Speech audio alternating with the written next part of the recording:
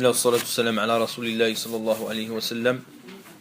Inch'Allah ta'ala, on est toujours dans Manhaj Salikin, dans le fiqh. Et nous étions arrivés jusqu'à Babul Miyah, c'est-à-dire la porte des eaux, l'eau. Et nous avions dit précédemment que l'auteur, rahimahullah ta'ala, ce n'était pas lui qui faisait tabouib, qui donnait les portes. Donc il dit Babul Miyah, et si nous l'avions cité la semaine dernière, donc le Miyah c'est Jam'u Ma, c'est-à-dire le pluriel d'eau au singulier. Et Al-Ulama, rahimahumullah ta'ala, la plupart des savants, on va dire, Al-Jumhur, ils coupent l'eau en trois catégories d'eau. Il coupe l'eau en trois catégories d'eau. La première catégorie, c'est Al-Ma al-Tahur. Al-Ma al-Tahur. Ou bien, Al-Ma, aussi, nous pouvons l'appeler Al-Mutlaq. Il l'appelle Tahur ou Mutlaq. Ça dépend des fuqaha et des savants. Al-Muhim, c'est le même. Wal-Ma al-Tahur ou Al-Mutlaq, c'est-à-dire l'eau purifiante, c'est l'eau qui est pure en elle-même et qui purifie autrui. طيب. والماء الطهور هو الذي بقي على أصله. C'est l'eau qui est restée sur sa base, qu'il n'y a pas eu de changement. Ça c'est l'eau pure. الماء الطهور المطلق. Ça c'est pour la majorité des savants, je parle. La deuxième catégorie d'eau, pour la majorité des savants, c'est al-ma'u tahir. Donc la première, c'est l'eau purifiante. La deuxième, c'est l'eau pure. Vous comprenez? La deuxième, c'est l'eau pure. Qu'est-ce que l'eau pure? فهي طاهرة في نفسها غير مطهرة لغيرها. الماء الطاهر, c'est une eau qui est pure en elle-même, c'est-à-dire que tu peux boire, mais qui est pas purifiante pour autrui. Et certains savants, ou la plupart des savants, ils disent que tu peux te purifier avec cette eau, le deuxième cas, lorsqu'il s'agit d'un renouvellement des ablutions. Mathalan, tu as les ablutions, tu veux renouveler, pour avoir l'âge, tu peux faire avec ces ablutions, avec cette eau-là pour eux. Ou bien, par exemple, pour renouveler le ghusl aussi. T'es pas en état d'impureté, mathalan, et tu veux faire un ghusl comme ça, yani, eh bien, c'est autorisé avec ce ma tahir. Le troisième catégorie d'eau, c'est le ma ou najis, ou najis. C'est une eau qui est impure. Et cette eau-là, elle n'est ni pure en elle-même, et elle ne purifie pas. Ceci donc, je rappelle, mes très chers frères, est l'avis de la majorité des quatre madhahib, qui découpent l'eau en trois catégories. طيب. Cheikh l'Islam Ibn Taymiyyah rahimahullah ta'ala, Ibn al-Qayyim et d'autres savants, la plupart des savants contemporains, eh bien, ils considèrent que l'eau, elle est de deux catégories. L'eau purifiante et l'eau pas purifiante, impurifiante, l'eau sale. D'accord? Soit elle purifie, soit elle ne purifie pas. Soit elle est tahur, soit elle est najis. Un des deux. Et ça, c'est l'avis de Cheikh l'Islam Ibn Taymiyyah et de Ibn al-Qayyim rahimahumullahu ta'ala. Donc on peut comprendre aussi, mes très chers frères, que l'eau peut se diviser d'une autre manière. Et ça, c'est une division qui est bonne aussi à savoir.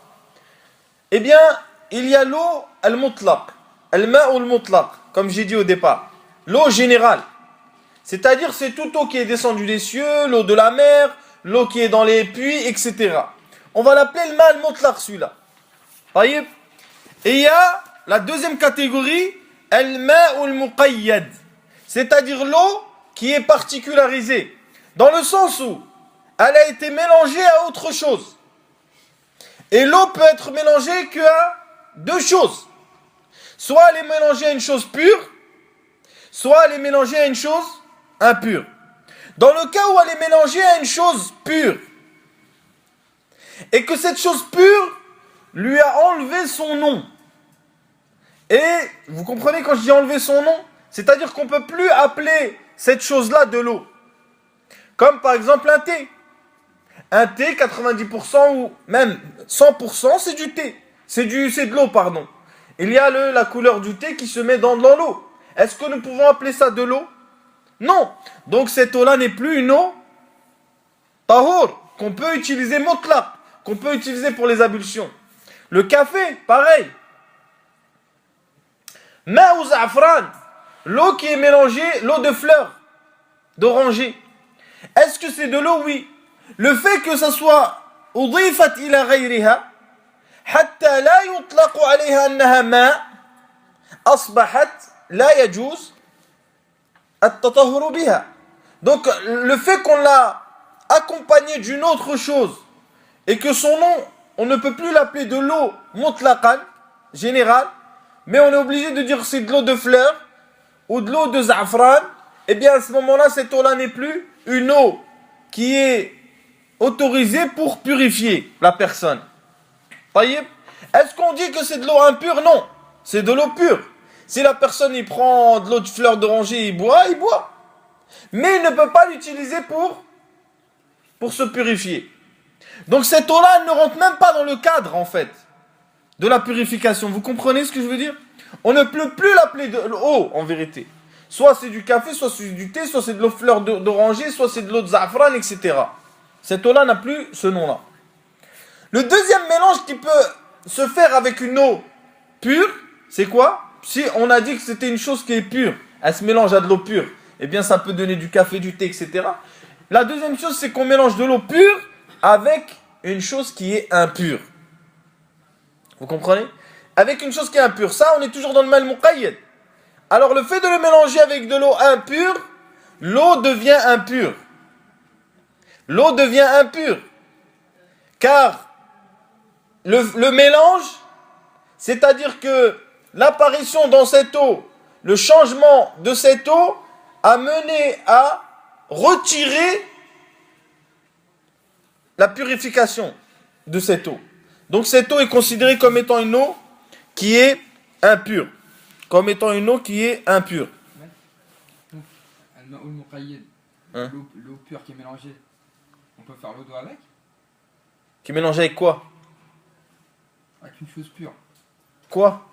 Du thé? Exemple. Non, tu fais pas du thé avec, non. Tu fais pas tu fais pas l'eau d'eau avec. Ça, tu fais pas l'eau, elle s'est altérée. Elle a été altérée par le mélange. Donc tu ne peux plus faire les ablutions avec. Donc l'épreuve de ceci, mes très chers frères, c'est que Nabi sallallahu alayhi wa sallam a dit Innal ma'a tahur la yunajjisuhu shay. L'eau est pure, et ceci est rapporté dans Sunan, il va le citer l'auteur. Innal ma'a tahur la yunajjisuhu shay. L'eau est pure. Rien ne peut, quoi? La rendre impure. Innal ma'a tahur la yunajjisuhu shay. Ça c'est l'umum, ça c'est la généralité. Donc l'aslu fil miyah, il va le dire l'auteur plus tard, la base dans l'eau, c'est qu'elle est pure et qu'on peut l'utiliser. Taïb. Il y a eu une particularisation de ce jugement qui est général. Donc la base c'est quoi? La base c'est que l'eau elle est pure et tu peux l'utiliser. N'importe quelle eau. Mais il y a eu une particularisation. Cette particularisation a été faite par le consensus des savants. Donc on avait dit précédemment que les adilla de l'kitab wa sunnah, ou pardon, les adilla de l'fiqh, c'était le kitab wa sunnah, wa l'ijma' wa l'qiyas. Et on avait cité d'autres dalils. Et il ne faut pas penser simplement, et cela je l'ai dit à plusieurs reprises, que la personne qui a un dalil, que ce soit du kitab ou de sunnah, eh bien il a raison. Non. Il faut aussi avoir la bonne compréhension et voir s'il n'y a pas une autre preuve qui particularise celle-ci. Donc là, en l'occurrence, c'est al-ijma' qui particularise la généralité. Innal ma'a tahur la yunajjisuhu shay. L'eau est pure, rien ne la rend impure. Donc l'ijma' il a été rapporté par Ibn al-Mundhir rahimahullah, où il dit, je pense que je l'avais cité, ajma'a ahlul ilmi ala anna al-ma' al-qalil, l'eau qui est peu, ou al-kathir, je vais le traduire ensuite, idha waqa'at fihi najasatun فغيرت النجاسة طعم الماء أو لون الماء أو ريح الماء أنه نجس ما دام كذلك.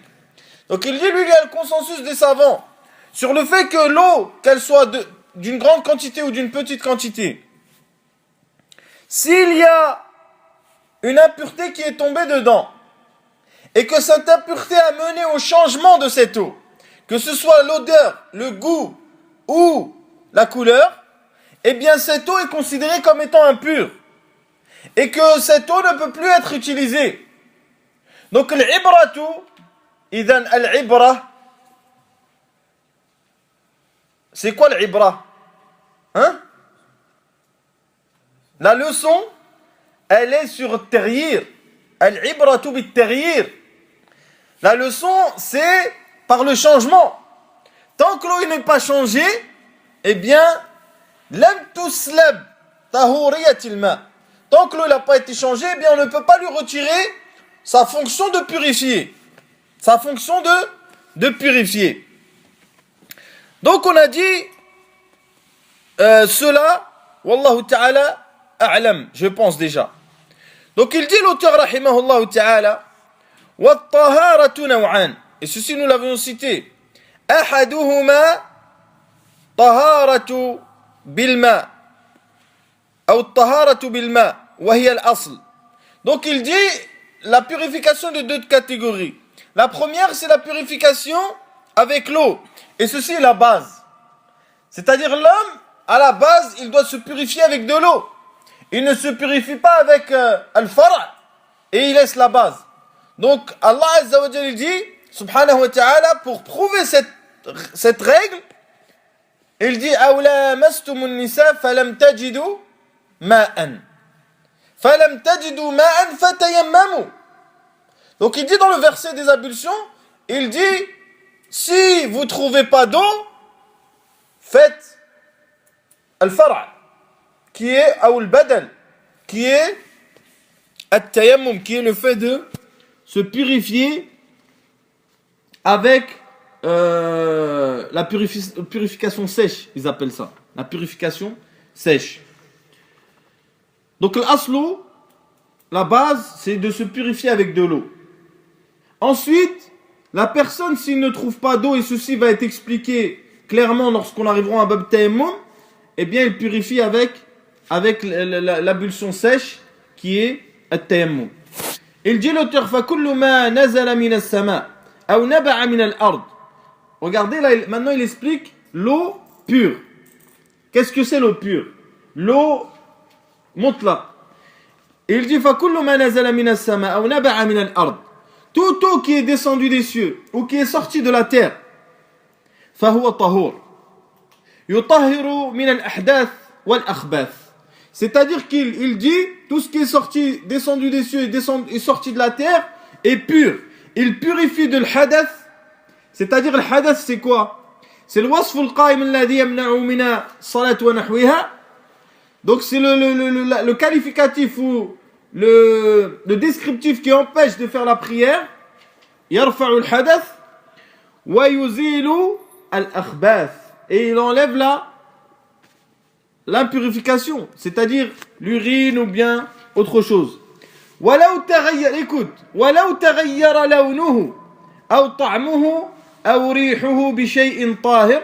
Et même si il dit que sa couleur ou son odeur ou son goût a changé avec quelque chose de pur. كما قال النبي صلى الله عليه وسلم إن الماء طهور لا ينجسه شيء رواه أهل السنن وهو صحيح. Donc il dit maintenant, s'il a changé un petit peu dans le sens où on yutlaq alayhi ismul ma. Al-Sheikh rahimahullah, il dit, si par exemple l'eau elle change un peu de couleur ou d'odeur ou de goût, mais que yutlaq alayhi ismul ma, c'est-à-dire quand on voit ça on dit c'est de l'eau, Et je vous avais donné l'exemple précédemment de si tu mélanges un petit peu de savon, maintenant des fois tu te laves les mains avec du savon, et après tu prends l'eau directement et il y a un peu de savon dans ton eau. Eh bien ça, quand tu le vois, tu dis quoi? Tu dis c'est du savon? Non, tu dis c'est de l'eau. Eh bien ceci, tu peux te purifier avec. Tu peux te purifier avec cela. Donc tant qu'on peut dire que c'est de l'eau, c'est-à-dire que lorsque nous le voyons, nous le citons comme étant de l'eau, eh bien tu peux faire tes ablutions avec. Il dit l'auteur rahimahullah ta'ala فإن تغير أحد أوصافه بنجاسة فهو نجس يجب اجتنابه. Il dit, et si un de ces qualificatifs change par une impureté ou avec une impureté, eh bien l'eau devient impure et nous sommes obligés de la délaisser et de ne pas l'utiliser. Cette qaïda là qui vient de citer, cette règle là, que nous avons cité l'ijma' de l'ulama dessus, eh bien il y a un hadith. Ce hadith, c'est le hadith de Abi Umama, où le prophète sallallahu alayhi wa sallam aurait dit, nous disons aurait dit puisque le hadith est faible, Al-ma'u tahur illa an yataghayyar rihuhu aw ta'muhu aw lawnuhu bi najasatin tuhdathu fihi. C'est-à-dire le prophète sallallahu alayhi wa sallam il aurait dit l'eau est pure sauf si elle est changée par l'odeur ou par le goût ou par la couleur, par une impureté qui tombe dedans. Ce hadith est rapporté par Ibn Majah. Et il a été rendu faible par l'imam al-Bayhaqi rahimahullah ta'ala wa Abu Hatim al-Razi rahimahullah ta'ala. Ibn Hajar rahimahullah, il dit qu'il y a deux illas dedans. Il y a deux méfaits dans ce hadith. La première, c'est an'anatu baqiyya. L'an'ana, c'est-à-dire que lui, comme il est quelqu'un de mudallis, il a an'an dans le hadith, il a dit an, il n'a pas sarraha bis-sama'. Wa thaniya da'af ibnuhu, c'est-à-dire la faiblesse de son fils. Ala kulli hal, le hadith, il est faible. Le hadith, il est faible. Mais nous revenons à ce que nous avons dit. À ce que nous avons dit qui est que l'eau, elle est pure à sa base. Et le hadith, il le prouve. Inna al-ma'a tahur la yunajjisuhu shay. Alors, l'impureté, si elle est dans l'eau, elle change un de ses qualificatifs, que ce soit le goût, la couleur ou l'odeur, eh bien l'eau devient impure. Ce qu'il faut savoir, mes très chers frères, c'est qu'il n'est pas obligatoire que les trois qualificatifs changent. S'il y en a un qui change, ça suffit. Ça suffit pourquoi? Pour rendre cette eau comme étant impure, que ce soit le goût, la couleur ou l'odeur. Maintenant, il faut comprendre une chose. Et ceci, je pense, c'est une chose importante. L'eau, elle a plusieurs cas. Et on peut découper la situation de l'eau en plusieurs cas. Le premier cas, c'est que l'eau, elle est soit kathir, soit il y a beaucoup d'eau, soit il en y a un peu. Soit il y a beaucoup d'eau, soit il y en a un peu. D'accord? Donc maintenant, je prends 1 litre d'urine. 1 litre d'urine dans une bouteille. Voyez? Et je prends 500 millilitres d'eau. Et je verse ce litre d'urine dans les 500 millilitres d'eau. Est-ce que je peux faire les ablutions avec? Non, il a changé tout. Couleur, odeur et tout. Maintenant, si je vais dans un lac qui est le lac Annecy, là. Il est grand, il est immense. Et que je verse mon litre d'urine dedans. Est-ce que je peux faire les ablutions avec cette eau-là? On peut faire les ablutions. Parce que l'eau n'a pas changé. Dans le sens où l'eau elle est tellement importante que cette najasa n'a eu aucun impact sur elle. Vous comprenez? Donc à ce moment-là, cette eau-là, l'eau du grand lac là, tant qu'elle est apparemment propre, eh bien tu peux faire les ablutions avec. Tu peux faire les ablutions avec. Taïb. Le cas contraire, c'est-à-dire le fait de penser que une personne urine dans un lac empêche l'ablution avec, eh bien ça c'est une erreur. Dans le sens où si la personne tout le monde urine quand ils vont se baigner maintenant dans les lacs. Ça veut dire que nous on n'a même pas le droit de rentrer se baigner. Aslan même pas se faire les ablutions. Car c'est par son urine à lui, il a impurifié tout le lac. Non, ça ce n'est pas le cas. La deuxième découpe, c'est-à-dire le deuxième cas, c'est de dire que il y a une eau qui ne change pas, il y a une eau qui change. C'est-à-dire ma'un hadatha fihi taghayyur wa ma lam yataghayyar. Donc vous voyez, les deux découpes là sont importantes à comprendre pour comprendre l'eau. Pourquoi? Parce que cela peut changer selon la quantité d'eau, comme cela peut changer selon le changement. Est-ce que l'eau a changé ou pas? Dans sa couleur, dans son goût et dans son odeur. Donc les savants, rahimahumullah ta'ala, ils ont divergé sur le fait de utiliser une eau qui était duna al-qullatayn, qui était moins qu'une eau qui est importante et où une impureté est tombée dedans. Cependant, l'impureté n'a pas changé cette eau. C'est-à-dire que cette eau n'a pas changé, ni dans sa couleur, ni dans son odeur, ni dans son goût. Alors les savants, ils ont divergé. Donc, il y a un groupe de savants, rahimahumullah, qui disent que cette eau-là est impure et qu'il ne faut pas l'utiliser. Dans le sens, par exemple, où mathalan, tu as une grosse bassine d'eau. Une bassine d'eau. Et que, par exemple, un peu d'urine est tombé dans cette eau. Mais lorsque tu regardes cette eau, tu ne vois aucun impact de cette urine. Ni dans l'odeur, ni dans la couleur, ni dans le goût. C'est ça le cas qu'on est en train de parler là. Donc certains, ils ont dit que cette eau est impure et qu'il ne fallait pas faire les ablutions avec. Parmi eux, il y a l'imam Ahmad wa Shafi'i rahimahullah ta'ala. Et ils ont pris comme preuve que la parole de Abdullah ibn Umar, qu'il rapporte du prophète sallallahu alayhi wa sallam, qui est rapporté par Nasai wa Ibn Majah, il dit إذا بلغ الماء قلتين لم يحمل الخبث. Il dit si l'eau a atteint une certaine quantité qui la rend une eau qui est importante dans sa quantité, eh bien لم تحمل الخبث. ما وجه الاستدلال? Comment ils ont pris la preuve? Ils ont pris la preuve dans ce hadith par le mafhoum, par la compréhension du texte et non pas par le mantouk. Vous savez que dans les textes religieux, c'est-à-dire dans les hadiths prophétiques, ou bien même dans les hadiths, dans les paroles d'Allah Azza wa Jal, ou dans les paroles des compagnons, il y a un mantouk, un dit et un compris.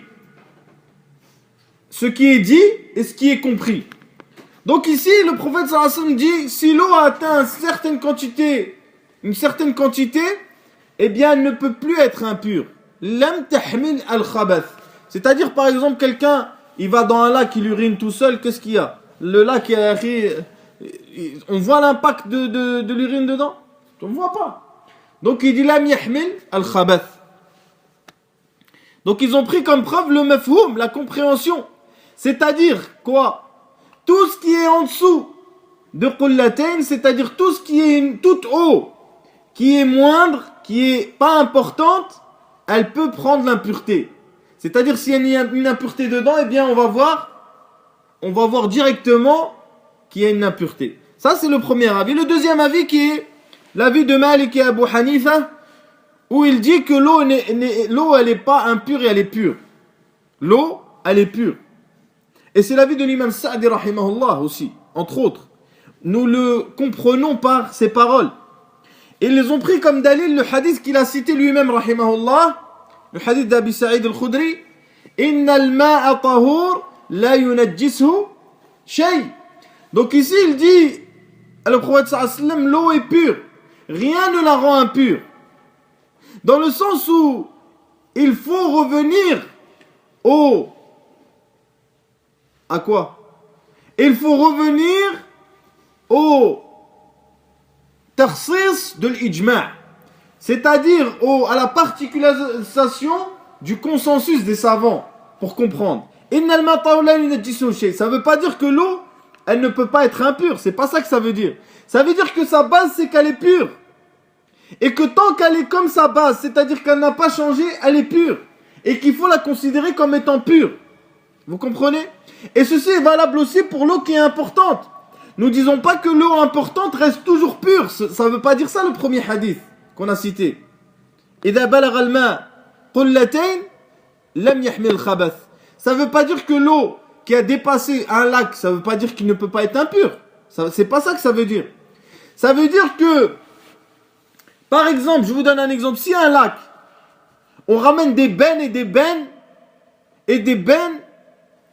d'urine et qu'on les verse dedans. Puis on voit qu'il y a eu un changement dans cette eau. Est-ce qu'on fait les ablutions avec? Non. Nous ne pouvons pas faire les ablutions avec, malgré que c'est une eau importante. C'est-à-dire la leçon elle est par rapport au changement. Tant qu'il y a eu un changement, eh bien, il y a eu une impureté et l'eau devient impure. Donc eux, ils ont utilisé quoi comme preuve? Ils ont utilisé al-mantuq, c'est-à-dire la parole du prophète sallallahu alayhi wa sallam directement. Je dirais aussi que c'est l'avis de Cheikh l'Islam Taymiyyah rahimahullah ta'ala, le deuxième avis que nous devons citer. C'est-à-dire tant qu'il n'y a pas eu de changement dans l'eau, même s'il y a une petite impureté qui est tombée dedans, eh bien ça ne fait pas d'elle une eau impure. Donc, comment nous pouvons trancher entre ces deux avis et dire que c'est le meilleur avis? Les savants rahimahullah ta'ala, ils ont une règle qui disent إذا تعارض المنطوق والمفهوم يقدم المنطوق. C'est-à-dire si il y a une contradiction entre l'affirmé et le compris, eh bien nous considérons le compris, l'affirmé pardon. Nous prenons l'affirmé. Et l'affirmé c'est إن الماء طهور لا ينجسه شيء.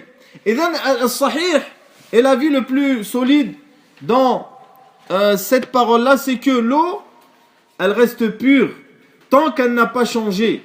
Tant qu'elle n'a pas changé de couleur, d'odeur et de goût. À partir du moment où elle a changé d'odeur, de goût ou de couleur, alors à ce moment-là, elle est considérée comme étant une eau impure. Donc il a dit, l'auteur, précédemment nous avions cité Kullu ma nazala min as-sama wa ma naba'a min al-ard. Donc il faut savoir, mes très chers frères, que parmi les eaux pures qu'il y a l'eau qui descend des cieux.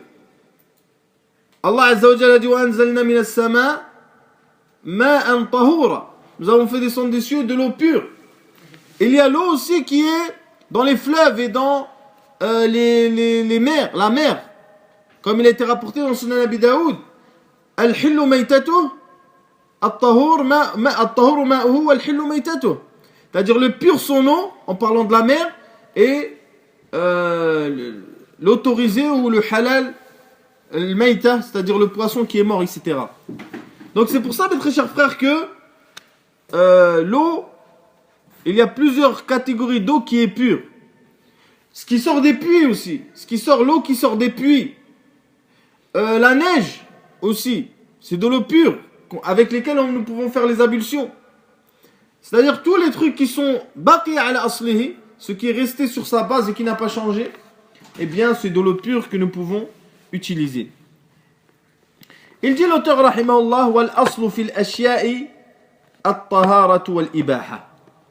Elle dit la base dans les choses, c'est la pureté et l'autorisation.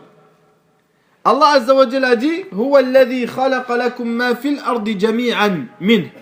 C'est-à-dire, c'est lui qui a créé sur terre ce qu'il y a sur terre pour vous.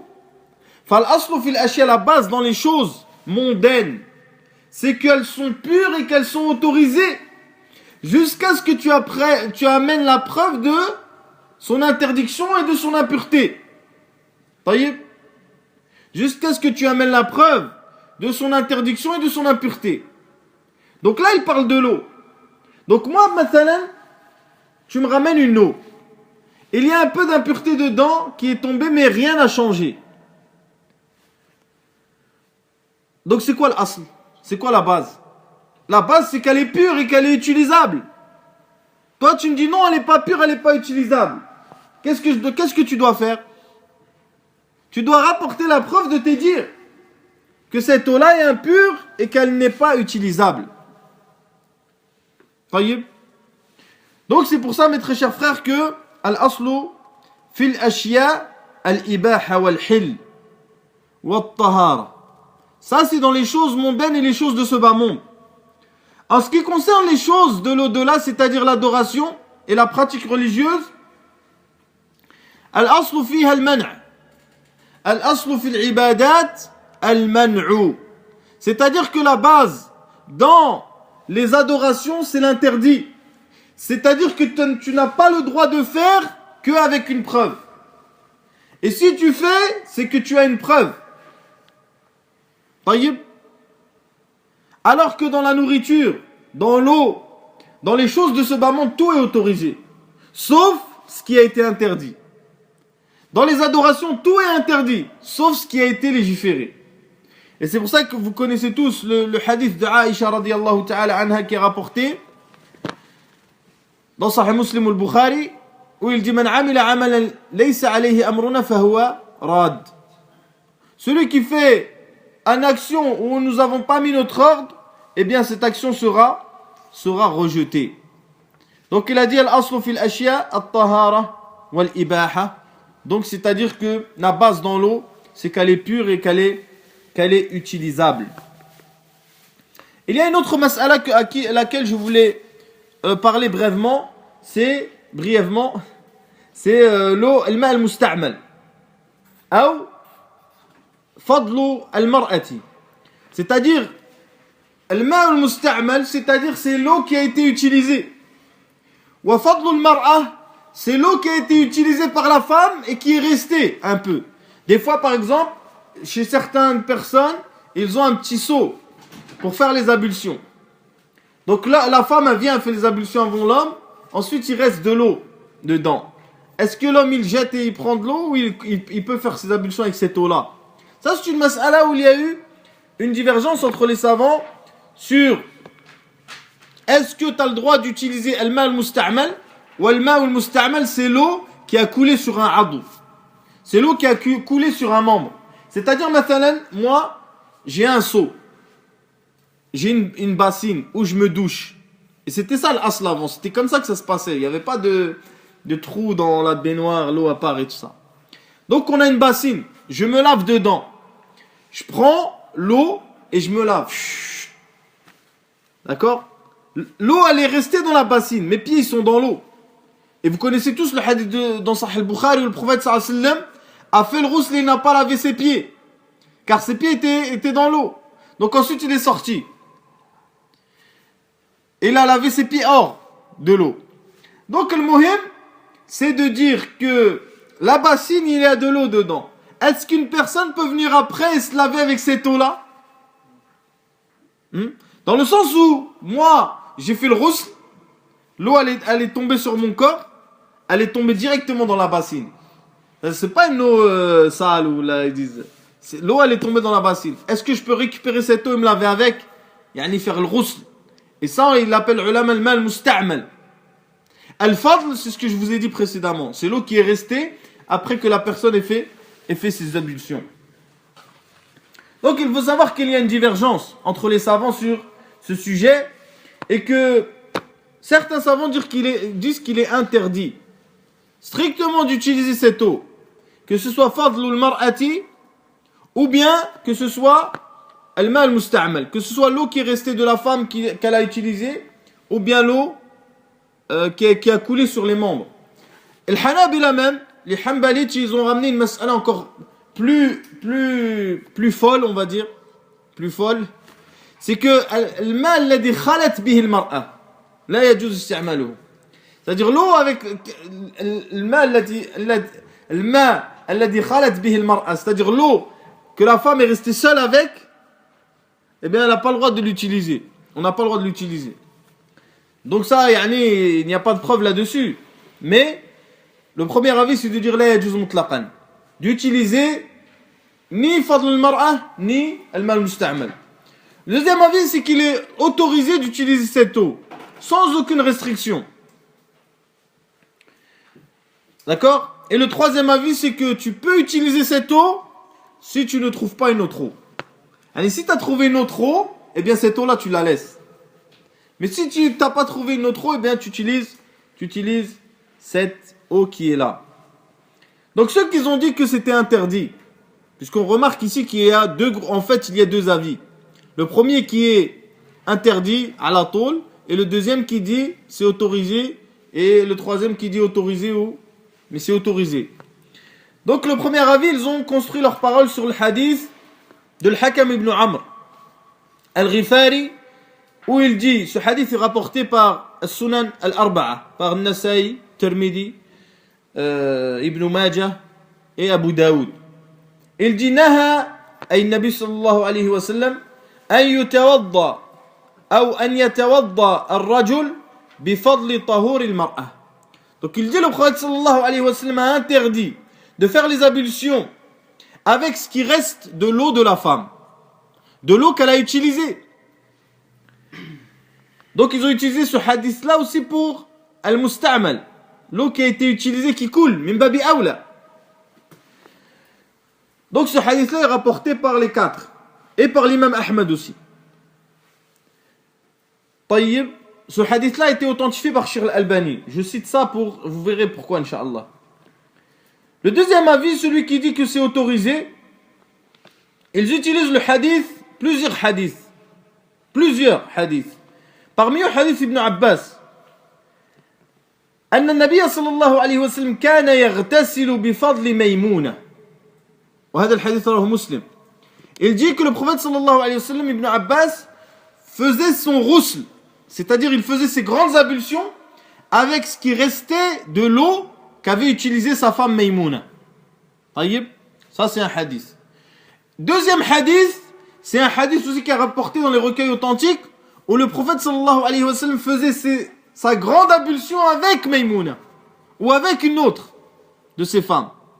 C'est-à-dire que, là on a parlé de l'fadl, mais là le mal musta'mal. Comment? C'est-à-dire que lorsqu'il verse, le prophète sallallahu alayhi wa sallam, de l'eau sur lui, et que sa femme est allée dans le même bassin que lui, dans la même bassine, c'était pas des grandes baignoires, c'était des petites bassines, et bien l'eau qui tombe sur lui tombe sur elle. Vous comprenez?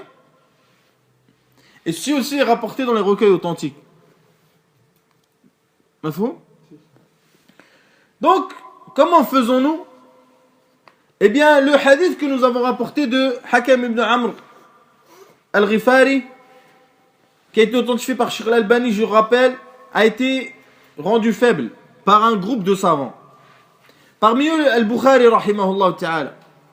Al-Bukhari considère ce hadith comme étant faible. Parmi eux, Ibn al-Qayyim, rahimahullah. Parmi eux, Al-Nawawi, rahimahullah ta'ala. Parmi eux, l'imam Ahmad qui dit fihi ittirabun fi shu'ba, c'est-à-dire qu'il y a un ittirab dans le hadith. C'est pas un hadith qui est clair. Et parmi les contemporains, Cheikh al-Uthaymin, rahimahullah ta'ala, il a dit que ce hadith était faible. Donc c'est pour ça que je vous rappelle, mes très chers frères, au début, le cours que nous avions fait, lorsque je disais qu'il ne fallait pas avoir un ta'assub au hukm d'un muhaddith sur un hadith. Car il se trompe, comme il se trompe autrui sur autre chose. Vous comprenez? Donc ce hadith-là, mes très chers frères, est faible. C'est un hadith faible. Donc ce que nous tirons de cette divergence, c'est que tu as le droit d'utiliser al-ma' ou al-musta'mal ka fadli كفضل المرأة. C'est-à-dire que tu as le droit d'utiliser l'eau qui a été utilisée, tu as le droit d'utiliser ce qui est resté des ablutions du ghusl de la femme, et ceci sans aucune restriction. Ceci sans aucune restriction. Il dit فإن شك المسلم في نجاسة ماء أو ثوب أو بقعة. Donc il faut que nous revenons à l'asl. Quel est l'asl? L'asl, c'est quoi? في الأشياء الطهارة يا أخي. Donc il a dit là, il a ramené trois choses. Il a dit فإن شك المسلم في نجاسة ماء أو ثوب أو بقعة. Si la personne il a un doute sur quoi? Sur la purification de l'eau, la purification du thawb, du vêtement, sur la purification de l'endroit où il prie. Pourquoi l'asl dessus c'est quoi? C'est al-tahara. Quelle est la preuve? La preuve c'est tout ce qui a été rapporté par le prophète sallallahu alayhi wa sallam. Premièrement, dans l'eau. Dans l'eau, le prophète sallallahu alayhi wa sallam, il a dit dans le hadith Inna al-ma'a tahur la yunajjisu shay. L'asl fihi at-tahara. Donc la base dessus c'est qu'il est pur. Fi al-buq'a. Fi sahih Muslim, النبي صلى الله عليه وسلم il a dit جعلت للأرض quoi?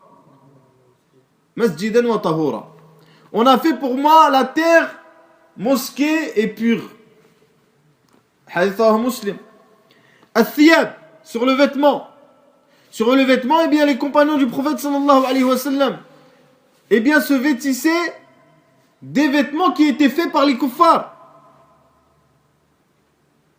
Donc l'aslu fiha c'est quoi? C'est l'ibaha wa tahara. Donc il dit وإن شك المسلم في نجاسة ماء أو ثوب أو بقعة أو غيرها. Il dit s'il a un doute le musulman sur l'impureté de son eau ou de son vêtement ou de l'endroit auquel il prie, فهو طاهر. فهو ايش؟ طاهر. Il dit il est pur. Pourquoi? Parce que ici tu as une base. Tu as la base qui est que c'est pur. Et tu as un doute. Tu as un doute qui vient. Eh bien ce doute tu le jettes et tu gardes la base. La base qui est que la chose elle est pure. Vous comprenez? أو يتيقن الطهارة أو شك في الحدث. Donc maintenant il donne une autre catégorie. Il dit il est sûr d'avoir fait les ablutions et il a un doute sur le fait qu'il a uriné ou qu'il a eu un gaz, etc. Mais il est sûr d'avoir fait les ablutions, il a un doute. فهو طاهر. Il est pur, il est en état de pureté. لقوله صلى الله عليه وسلم في الرجل يخيل إليه أنه يجد شيء في الصلاة. Il a dit, pour la parole du prophète sallallahu alayhi wa sallam, qui est rapportée dans les deux recueils authentiques, où il dit l'homme pensait dans sa prière qu'il avait quelque chose, c'est-à-dire qu'il avait un gaz. Alors le prophète sallallahu alayhi wa sallam a dit la yansarifu hatta yasma'a sawtan aw yajidu rihan. Il dit ne part pas de sa prière jusqu'à ce qu'il entend un son ou qu'il sent une odeur. Pourquoi? Pour être sûr. Car al-yaqin la yazulu bishak. Donc nous tirons de ces paroles du Cheikh rahimahullah ta'ala une règle qui est énorme. Une grande règle du fiqh qui est min al-qawa'id al-kubra al-khamsa, c'est al-yaqin la yazulu bishak. La certitude ne s'en va pas avec le doute. Lorsque tu as la certitude d'une chose, eh bien s'il y a un doute qui vient, eh bien tu jettes le doute et tu gardes la certitude. Il est rapporté dans Sahih Muslim d'après Abi Sa'id al-Khudri radiyallahu anhu que le prophète sallallahu alayhi wa sallam est venu sur un homme qui priait, il ne savait plus où il en était dans sa prière. Il a dit falyatrah ash-shak wal yabni ala al-yaqin. Le prophète sallallahu alayhi wa sallam a dit qu'il délaisse le doute et qu'il construit sur la certitude. Donc lorsque tu as une certitude et que tu as un doute, eh bien tu jettes le doute et tu gardes ta certitude. Dans le sens où, si tu as la certitude que ton vêtement est pur, puis tu as un doute, eh bien à ce moment-là, ton vêtement est pur. Si tu as un doute sur le fait que tu as fait les ablutions sur le fait que tu as annulé tes ablutions, pardon, et que tu es sûr d'avoir fait les ablutions, à ce moment-là, tu as les ablutions, et tu pries. Il faut que la personne, elle construise sur la certitude. Donc l'imam Nawawi, rahimahullah ta'ala, il dit, sur ce hadith, هذا الحديث أصل من أصول الإسلام وقاعدة عظيمة من قواعد الفقه. Donc il dit, ce hadith-là que nous venons de citer, c'est une base, des grandes bases de l'islam et une règle immense dans les règles de la jurisprudence. وهي أن الأشياء يحكم ببقائها على أصولها حتى يتيقن خلاف ذلك ولا يضر الشك الطارئ عليها. Il dit que les choses, nous les jugeons comme elles sont à leur base et que le doute qu'il vient n'a aucun effet sur elles. C'est-à-dire si tu as un doute, le doute il n'a aucun effet sur